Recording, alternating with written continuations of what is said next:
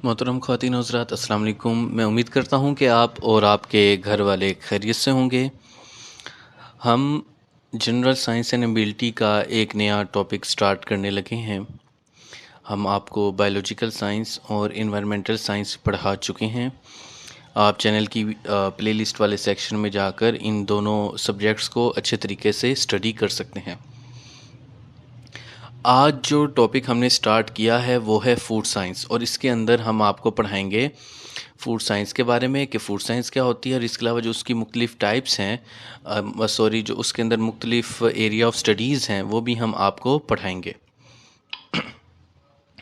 हम उम्मीद करते हैं कि आपको हमारी ये मेहनत पसंद आती होगी।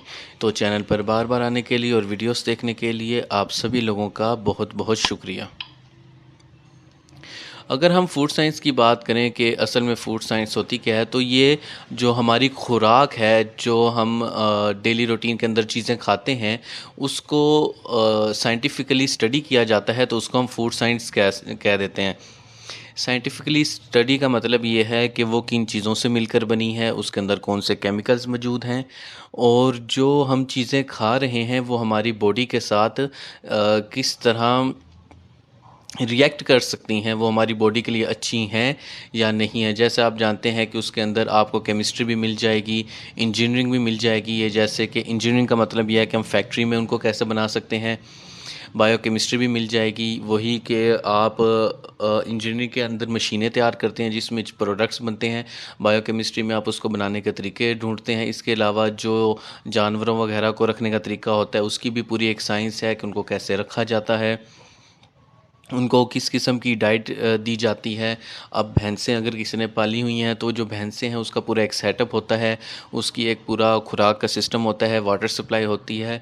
और जो ऑस्ट्रेलिया और न्यूजीलैंड के अंदर पूरा ये जो बिज़नेस है एग्रीकल्चर का, तो वहाँ पर पूरी एक सप्लाई चेन होती है जो कि सिस्टमेटिक होती है। और जैसे मैकडोनल्ड का बर्गर होता है उसके एक फ़िक्स ऑपरेशंस होते हैं, वैसे ही एग्रीकल्चर के अंदर उन्होंने फ़िक्स ऑपरेशंस रखे होते हैं जिससे कॉस्ट वगैरह को भी वो मैनेज करते हैं, और जो यील्ड होती है, प्रोडक्ट होता है, उसको बढ़ाते हैं। इसके अलावा जो उसके पीछे फ़िज़िक्स है उसको भी स्टडी किया जाता है। यहाँ फ़िज़िक्स का मतलब यह है कि उसके अंदर जो एनर्जी वगैरह है उसको स्टडी किया जाता है कि कितनी एनर्जी है, कौन सी चीज़ जो हम खा रहे हैं उसके अंदर कितनी अमाउंट ऑफ एनर्जी है। इसके अलावा न्यूट्रिशंस वगैरह को देखा जाता है कि जो चीज़ें हैं हमारे लिए अच्छी हैं भी या नहीं हैं। स्टैटिस्टिक्स देखे जाते हैं, मतलब स्टैटिस्टिक्स का मतलब ये है कि डेटा इकट्ठा किया जाता है, उस डेटा को एक तरतीब के साथ इकट्ठा किया जाता है तो वो इन्फॉर्मेशन बन जाती है। मिसाल के तौर पर इस साल गंदम इतनी पैदा हुई, हमारी ज़रूरत इतनी है। इस साल इतने फल पैदा हुए, हमारी ज़रूरत इतनी थी। इतना बचा और इतना जो प्रोडक्ट तैयार हुआ है उसमें से इतना ए प्लस क्वालिटी का है, इतना ए क्वालिटी का है, इतना बी प्लस क्वालिटी का है, इतना बी क्वालिटी का है। तो जो सारा उसका सिस्टमेटिक डेटा है उसको ग्राफ्स की फॉर्म में बनाना, उसको टेबल्स की फॉर्म में बनाना, उसको समझने के काबिल बनाना, वो सारा स्टैटिस्टिक्स के अंदर आ जाता है। इसके अलावा जो लॉज वगैरह हैं कि कौन से किस्म के जो खाने हैं वो खाए जा सकते हैं और कौन से किस्म के नहीं खाए जा सकते हैं। इसके अलावा जो फूड साइंस है उसके अंदर आप प्रोडक्ट की डेवलपमेंट को भी स्टडी करते हैं। आप देखते हैं कि जो प्रोडक्ट है वो किस तरह से डेवलप होता है, वो कैसे बनता है। मैन्युफैक्चरिंग से लेकर पैकेट में आने तक के जो सारे के सारे प्रोसीजर हैं वो सारे के सारे इसी में देखे जाते हैं। फिर फूड सेफ्टी वगैरह और पैकेजिंग वगैरह देखी जाती है कि उसके अंदर जो आपने जो प्रिजर्वर डाले हैं जिससे उनकी लाइफ में इजाफा होता है, तो क्या वो ठीक हैं, ठीक नहीं है। वो जो ज़िंदा जानदार हैं जैसे हम इंसान हैं जिन्होंने उसको कंज्यूम करना है, तो क्या वो हमारी बॉडी के साथ कंपैटिबल हैं या नहीं हैं। अगर हमारी बॉडी के साथ वो कंपैटिबल नहीं होंगे तो हमें नोज़िया होगा, वोमिटिंग आएगी और फूड पॉइजनिंग भी हो सकती है। और अगर वो बहुत ही ज़्यादा जहरीले हैं, यानी कंपैटिबल नहीं और उसके अलावा पॉइजनस भी हैं, तो उसकी वजह से जो इंसानी वजूद है वो एलर्जी और बहुत सारी दूसरी चीज़ें भी शो कर सकता है। इसके अलावा जो सेंसरी एवोल्यूशन है उसको भी देखा जाता है कि जो खाना हम खा रहे हैं तो जो हमारा उसके साथ उसे कहते हैं जो हमें फ़ील आई है, जो कंज्यूमर बिहेवियर होता है ये उसके अंदर आ जाता है कि मिसाल के तौर पे मैंने नेस्ले के पानी की बोतल ली और इंडिया में बिसलरी मिलती है उसकी बोतल परचेज़ की, और मैंने दोनों को पिया। तो अब प्रोडक्ट हाथ में आने से लेकर उसको कंज्यूम करने तक एक फीलिंग होती है, एक सेटिस्फैक्शन होती है कि वो मिली है या नहीं मिली है। इसके अलावा न्यूट्रिएंट्स देखे जाते हैं कि जो प्रोडक्ट इस्तेमाल किया जा रहा है उसके अंदर न्यूट्रिएंट्स कितनी अमाउंट के अंदर हैं, कम है, ज़्यादा हैं, और उनको बैलेंस वगैरह कैसे किया जा सकता है। इसके अलावा सस्टेनेबिलिटी देखी जाती है कि हम चीज़ों को ऐसा मैनेज करें, हम उनको इस तरीके से तरतीब दें जैसे कि मैकडोनल्ड वगैरह के अंदर पूरी उनकी फूड चेन के अंदर एक ही सिस्टम होता है बर्गर बनने का, फ्राइज़ बनने का और सारे प्रोडक्ट्स बनने का।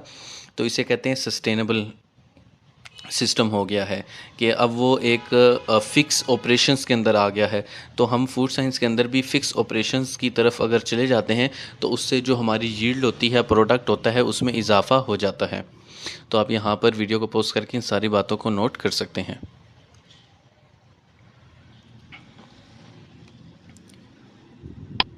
तो यहाँ पर वही आपको बात बताई गई है कि फूड साइंस के अंदर चीज़ों की फ़िज़िकल भी स्टडी की जाती है कि वो दिखने में कैसे हैं। फ़िज़िकल के अंदर हमारी सेंसेस आ जाती हैं। सेंसेस का मतलब ये है जो हमारी 5 सेंसेस हैं, मतलब देखना, सूंघना, चखना, सुनना और टच करना।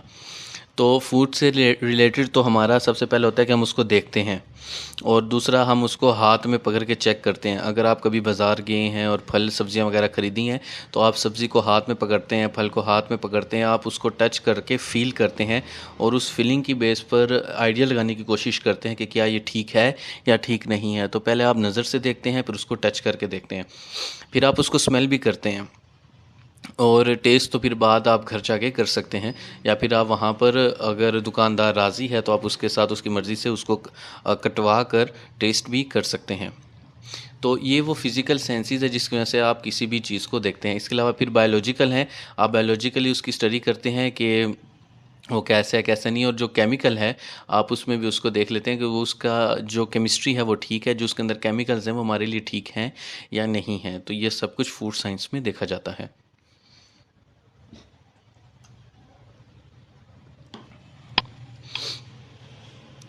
तो जो एक्टिविटीज़ होती हैं फूड साइंटिस्ट की उसके अंदर डेवलपमेंट देखी जाती है न्यू फूड प्रोडक्ट्स की, यानी कि वो नए फूड प्रोडक्ट्स बनाने की भी कोशिश करते हैं। और आपको पता है जैसे दुनिया की आबादी मुसलसल बढ़ती चली जा रही है तो हमें बहुत सारी चीज़ें ऐसी बनानी पड़ती हैं कि हम अपनी ज़रूरियात ज़िंदगी पूरी कर सकें। जैसे कि जो दही है वो पहले घरों में बनती थी और आज वो दुकानों पे भी मिलती है, खुली दही, और नेस्ले की दही भी मिल जाती है और मुख्तलिफ प्रोडक्ट्स भी मिल जाते हैं। आपको खुला दूध भी मिल जाता है और नेस्ले का दूध भी मिल जाता है।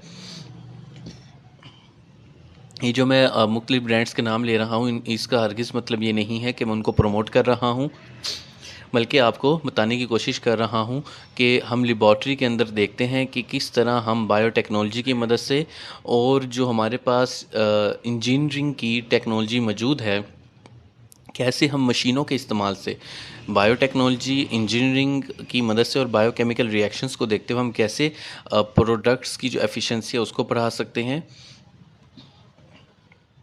और नए प्रोडक्ट्स बना सकते हैं, जिसमें फिर आप पैकिंग भी देखते हैं और उसकी फिर शेल्फ़ लाइफ भी देखते हैं। शेल्फ़ लाइफ का मतलब यह है कितना अरसा चलेगा, उसकी भी स्टडी की जाती है, उसकी सेंसरी एवोल्यूशन भी देखी जाती है, और उसके माइक्रो बायोलॉजिकल और केमिकल टेस्टिंग भी की जाती है कि वो बैक्टीरिया के साथ किस तरह इंटरेक्ट करता है, वो मुख्तलिफ़ किस्म के वायरसेस के साथ कैसे इंटरेक्ट करेगा, वो मुख्तलिफ़ केमिकल्स उसके अंदर जो मौजूद हैं उनका किस तरह असर हो सकता है।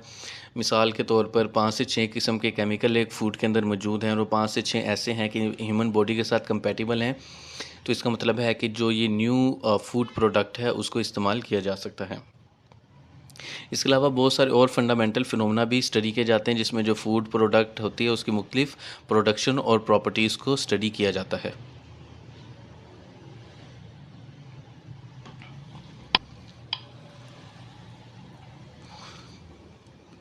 जो आपके पास फूड साइंस है उसके मुख्तलिफ सब डिसिप्लिन्स हैं। सबसे पहले आपके पास है फूड केमिस्ट्री। तो केमिस्ट्री में हम चीज़ों को स्टडी करते हैं उनकी फ़िज़िकल एंड केमिकल प्रॉपर्टीज़ को। फ़िज़िकल प्रॉपर्टीज़ का मतलब ये है कि उसका मेल्टिंग पॉइंट, कि वो टेम्परेचर जहाँ पर वो मेल्ट होना शुरू हो रहा है, उसका बॉइलिंग पॉइंट जहाँ पर वो बॉयल होना शुरू हो रहा है, और इसके अलावा उसका कलर, उसका टेस्ट, उसकी स्मेल, ये सब केमिस्ट्री में फ़िज़िकल प्रॉपर्टीज़ में स्टडी किया जाता है। केमिस्ट्री के अंदर जो केमिकल प्रॉपर्टीज़ होती हैं, हम ये देखते हैं कि एक जो केमिकल है वो किसके साथ रिएक्ट कर सकता है और किसके साथ रिएक्ट नहीं करता। जिनके साथ फिर वो रिएक्ट करता है तो वो किस किस्म के रिएक्शंस परफॉर्म करता है, किस किस्म के वो प्रोडक्ट्स बनाता है, और उन प्रोडक्ट्स का जो इस्तेमाल है वो क्या है। तो ये केमिस्ट्री के अंदर स्टडी किया जाता है, और इसके अंदर आप बायोलॉजिकल और नॉन बायोलॉजिकल दोनों चीज़ों को स्टडी करते हैं और केमिकल प्रोसेस वगैरह को भी देखते हैं। और ये जो बायोलॉजिकल जो इंक्लूड आइटम्स है, जैसे आपके पास गोश्त है, आपके पास चिकन वगैरह है, और आपके पास दूध वगैरह की है, ये बेर तो खैर इस्लाम में हराम है। और इसके अलावा आप देखते हैं उसके अंदर वाटर की क्वांटिटी कितनी है, विटामिन्स कितने हैं, मिनरल्स कितने हैं, एंजाइम्स कौन से हैं, फूड एडिक्टिव्स और फ्लेवर्स और कलर कौन से हैं। इसके अलावा आप ये देखते हैं प्रोटीन, लिपिड्स और कार्बोहाइड्रेट्स उसके अंदर है या नहीं है, और ये सारा किसका एरिया ऑफ कंसर्न है, ये बायोकेमिस्ट्री का है। तो केमिस्ट्री का मतलब केमिकल्स, और बायो का मतलब ज़िंदगी, मतलब कि एक ज़िंदा जानदार के अंदर जो उनसे केमिकल पाए जाते हैं, तो जब हम उसको स्टडी करते हैं तो ये बायोकेमिस्ट्री के अंदर आ जाता है। अगर आपने हमारी बायोलॉजी वाली सीरीज़ देखी हुई है जनरल साइंस एंड एबिलिटी की, तो आपको हमारी बातें समझ आ रही होंगी, नहीं तो आप उसको भी जाकर देख सकते हैं। और इसके अलावा ये जो डिसिप्लिन है वो फूड प्रोसेसिंग टेक्निक्स के ऊपर भी काम करता है।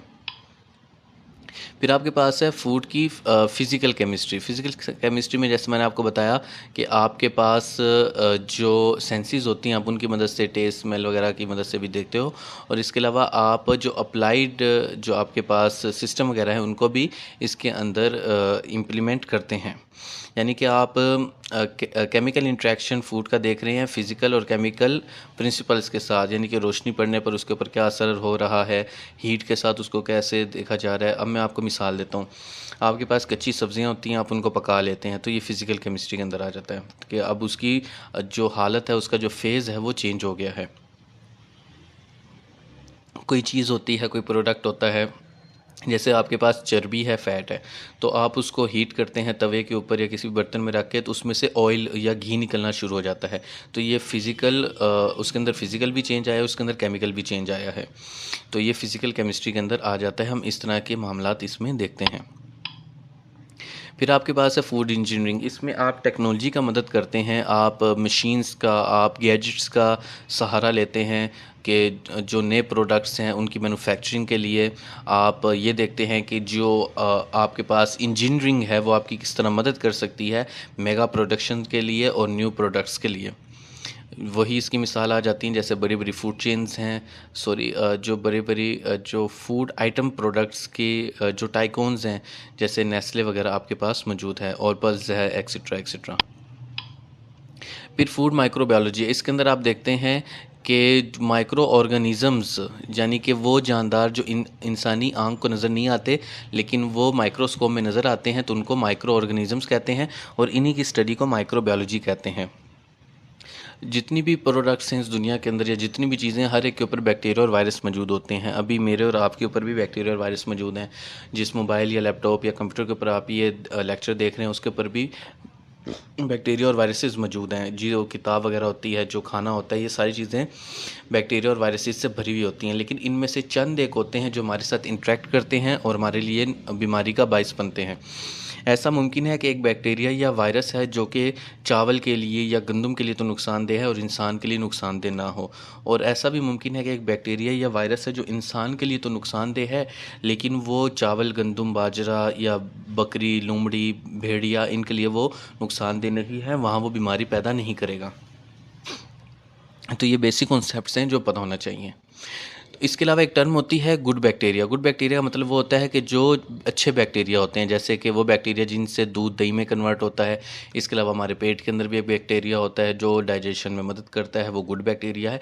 तो हर वो चीज़ जो हर वो बैक्टीरिया सॉरी जो कि हमारे लिए अच्छा है, उसको हम गुड बैक्टीरिया कह देते हैं, और इन्हीं को हम इस्तेमाल करते हैं चीज़ बनाने के लिए, दही बनाने के लिए, ब्रेड बनाने के लिए, और मुख्तलिफ़ चीज़ें और फर्मेंटेड फूड बनाने के लिए। बियर और वाइन इस्लाम में हराम है, और अगर कोई गैर मुस्लिम मेरी वीडियो देख रहा है तो वो बियर और वाइन को इस एग्जाम्पल में अच्छे तरीके से देख सकता है। फिर आपके पास है फूड टेक्नोलॉजी। इसमें आप रिसर्च करते हैं, आप इसमें देखते हैं कि फ़ूड के अंदर कौन से केमिकल्स मौजूद हैं, वो केमिकल्स का मकसद क्या है, वो किस किस्म के इफ़ेक्ट डालते हैं। तो जितना भी रिसर्च का प्रोडक्ट जो जितना भी रिसर्च का काम होता है वो इसके अंदर होता है, और उस रिसर्च की मदद से आप कैसे फ्यूचर में उनसे फ़ायदा हासिल कर सकते हैं और अपने मकासद के लिए इस्तेमाल कर सकते हैं। वो टेक्निक्स, मतलब कि वो सलाहियतें जो आप फूड साइंस में इस्तेमाल कर सकते हैं, वो फूड टेक्नोलॉजी का एरिया के एरिया के अंदर आ जाते हैं। तो बस यही इसके अंदर है। और जो निकोला थे, उन्होंने 1810 में इसकी बुनियाद डाली थी। फिर फूड नोमिक्स है। 2009 में फूड नोमिक्स की जो टर्म है वो प्रॉपर डिसिप्लिन के तौर पे आई थी, कि जो फूड नोमिक्स का मतलब ये है कि खुराक की वजह से जो मईशत चलती है उसे फूड नोमिक्स कहते हैं।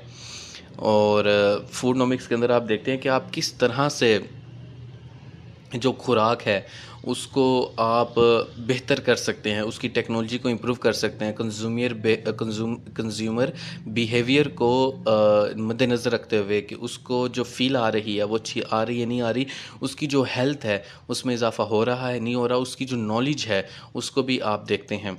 मिसाल के तौर पे आजकल जो हेल्दी प्रोडक्ट्स होते हैं वो जब एडवर्टीज़मेंट लगाते हैं तो वो बताते हैं कि ये प्रोडक्ट हेल्दी है, तो वो एक तरह से नॉलेज भी दे रहे हैं। यानी कि आज कैपिटलिज्म के दौर में जो खुराक से रिलेटेड मामलात हैं वो फूड नोमिक्स के अंदर आ जाते हैं। ये फूड केमिस्ट्री, बायोलॉजिकल साइंसेस और डेटा एनालिसिस का मिक्सचर है। फूड केमिस्ट्री का मतलब यही है कि उसकी physical and chemical properties, biological science का आपको पता ही है कि बैक्टीरिया वगैरह, वायरस वगैरह, बायोटेक्नोलॉजीज़ के अंदर आ जाएगी। और डेटा एनालिसिस का मतलब यह है कि कौन सी प्रोडक्ट है जो ज़्यादा मुनाफा दे सकती है और कौन सी प्रोडक्ट कम मुनाफा देती है, और हम किस तरह से एक ही ज़मीन को मुसलसल मुख्तलिफ प्रोडक्ट्स पैदा करने के लिए इस्तेमाल कर सकते हैं और उस ज़मीन की फर्टिलिटी के अंदर भी कमी ना आए। ये सारा जो डेटा है ये फूड नोमिक्स के अंदर आ जाता है। और आजकल दुनिया का हुक्मरान वही होगा जिसके पास डेटा होगा, जिसके पास डेटा नहीं है वो दुनिया का हुक्मरान नहीं है। इसलिए आपके पास जो अमेरिका है, जो रशिया है, जो चाइना है, ये तीन ममालिक जो हैं ये डेटा की जंग में नज़र आते हैं। और आज जो डेटा में सबसे आगे मुल्क है वो अमेरिका ही है, क्योंकि उसी के मुल्क की कंपनी फेसबुक है, इंस्टाग्राम है, ट्विटर है, गूगल है, और तकरीबन हर बंदे के अकाउंट वहाँ पर मौजूद हैं और हमारी मर्ज़ी के बगैर वो सारा डेटा शेयर करते हैं।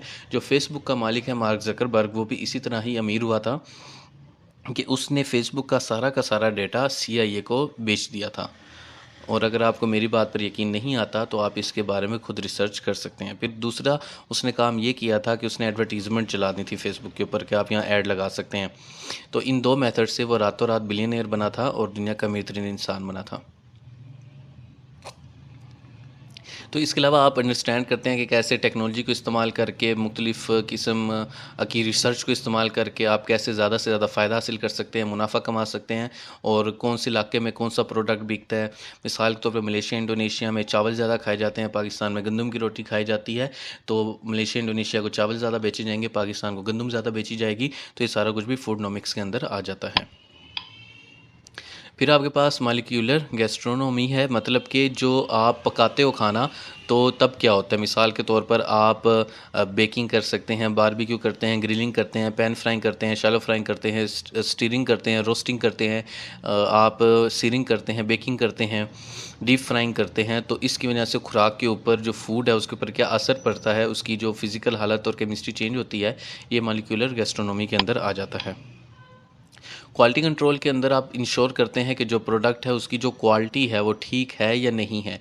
एक स्टैंडर्ड बनाया जाता है, यानी कि पहले खुद से एक स्टैंडर्ड बना दिया जाता है कि अच्छी खुराक के अंदर ये चीज़ें होनी चाहिए, इतनी अमाउंट में होनी चाहिए, और उसकी रेंज ही हो सकती है, इससे कम नहीं, इससे ज़्यादा नहीं। जो चीज़ उसमें लाए करती है तो क्वालिटी कंट्रोल से पास होती है, और जो उसमें से लाई नहीं करती तो उसको रिजेक्ट किया जाता है। फिर सेंसर एनालिसिस है कि आप देखते हैं, टेस्ट करके, स्मेल करके, जैसे मैंने आपको बताया कि जो आपकी सेंसेस हैं उसकी मदद से आप खुराक को एनालिसिस करते हैं। अब उम्मीद करते हैं कि आपको हमारी मेहनत पसंद आती होगी और आप बायोलॉजिकल साइंस और इन्वायरमेंटल साइंस की सीरीज़ भी देख सकते हैं, और ये फूड साइंस की सीरीज़ भी इंशाल्लाह ताला एक हफ़्ते के अंदर अंदर सारी अपलोड हो जाएगी। तो चैनल पर बार बार आने के लिए और वीडियोस देखने के लिए आप सभी लोगों का बहुत बहुत शुक्रिया। आप हमें फेसबुक, इंस्टाग्राम के ऊपर भी फॉलो कर सकते हैं लेटेस्ट अपडेट्स के लिए। अल्लाह हाफिज़।